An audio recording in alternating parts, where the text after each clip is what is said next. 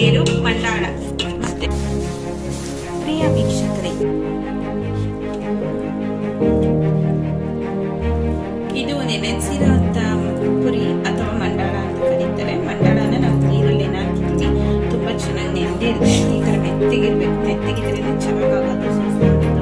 ಇದ್ರ ಮೇಲೆ ಸ್ವಲ್ಪ ಕೊತ್ತಂಬರಿ ಸೊಪ್ಪು ಸೇರು ಮಂಡಾಳ, ಮತ್ತೆ ಅರಿಶಿನ, ಉಪ್ಪು, ಇಲ್ಲಿ ಗರಂ ಮಸಾಲ, ಸ್ವಲ್ಪ ಒಗ್ಗರಣೆಗೆ ಬೇಕಾಗೋದು ಸಾಸಿವೆ, ಜೀರಿಗೆ, ಚಕ್ಕೆ, ಲವಂಗ ಮತ್ತೆ ಕಡಲೆಬೇಳೆ.